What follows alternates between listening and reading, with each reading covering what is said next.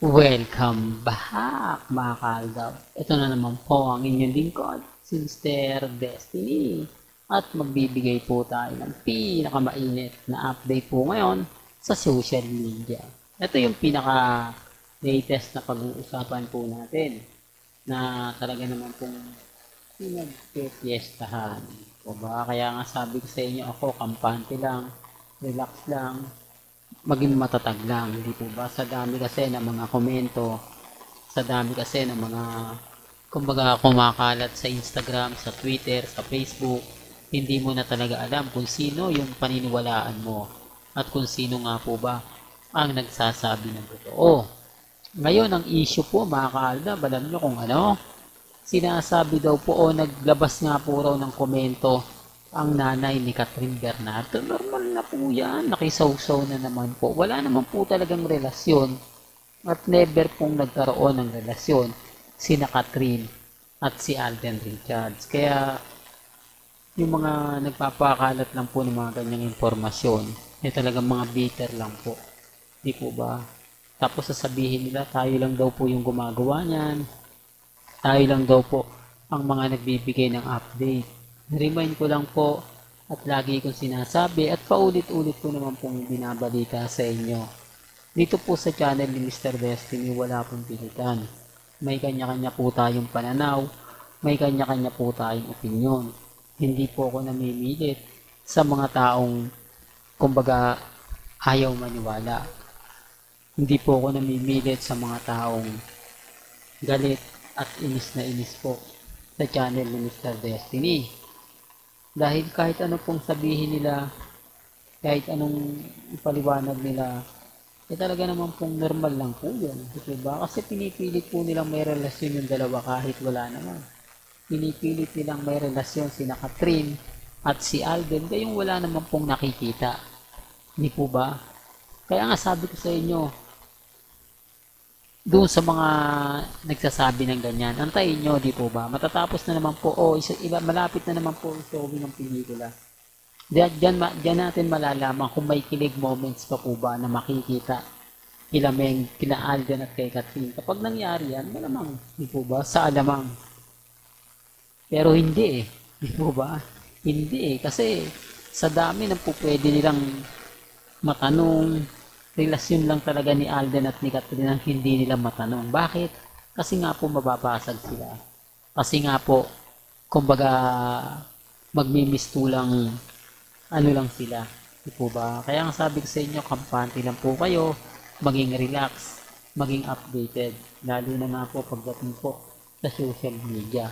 Lalo na nga po pagdating sa mga talagang masasabi mong ganito, masasabi mong ganon. Hindi ako basta-basta sumusuko at never po naman po tayo nagpapa-apekto.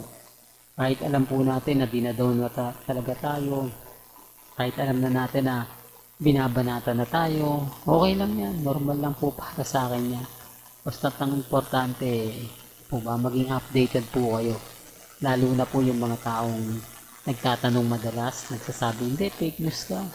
Ba, wala naman pong pilitan eh. Ang importante lang naman po ay maging updated po kayo. Ang importante lang naman po lahat ng mga kaganapan, lalong-lalo na po kila Mengay at kay Alden Richards. Di po ba? Well, bago nga po pala natin ituloy itong magandang topic natin.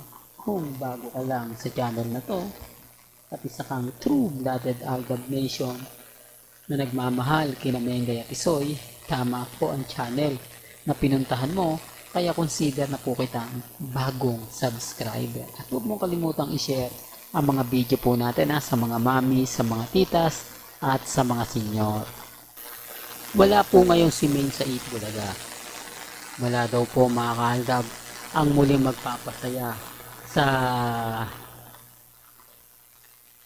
Eat Bulaga dahil wala nga po si Mengay. Siyempre, trending na naman po yung Showtime. Di po ba? Tapos sasabihin nila na si Mengay kahit wala na raw sa EB, malakas pa rin ang EB. Ba't bumagsak na naman po ang EB? Bakit yung ratings po bagsak? Ano na naman po bang kwento yung sasabihin nila? Ano na naman bang kwento yung papuputukin po nila na keso si Mengay, ganito, si Mengay, ganon, oh. Di po ba? Wala po silang maibabatong hindi talaga maganda at hindi kaaya-aya. Kaya nga po nandito si Mr. Destiny para ibasag sila, para kumbaga maghanap ng mga bagay-bagay na mapapaisip naman, di po ba? Kaya nga sabi sa inyo, ako, kalmado lang po tayo mga ka-aldab, kampante lang. Dahil naman, alam naman po natin na kung sino nga po ba talaga yung nagsasabi ng totoo at nagsasabi ng fake news. O, ngayon wala naman po talaga silang makuwang ebidensya. Wala naman po silang makuwang resibo na magsasabing kumbaga may relasyon sina congressman, si Katrina at saka si Alden, di po ba? Ito yung ebidensya at resibo natin na kapag wala po talaga si Mengay, may mga ganap kay Alden. Sa mga nagsasabing nasa Osaka daw po si Mengay, okay lang po yan, malayo-layo yun eh. Para hindi na nga po raw hanapin si Maine. Pero pansin nyo po ba na laging kulang? Pansin nyo po ba na kung titignan nyo at susuriin po yung mga nangyayari at nagaganap, parang may mali. Parang may punto na, oo nga Mr. Destiny, kasi dapat kumbaga naandyan si Congressman Arjo, pero bakit wala? Bakit sa dami ng mga taong nandyan, isang photos lang yung kumakalat? Kasi siya lang po yung yung isang admin lang po ang may karapatan mag-post. Yung isang admin lang po ang gumagawa ng mga edited picture na siya lang po yung magbibigay kailangan ng update. Tapos bahala na po kayo mag-share.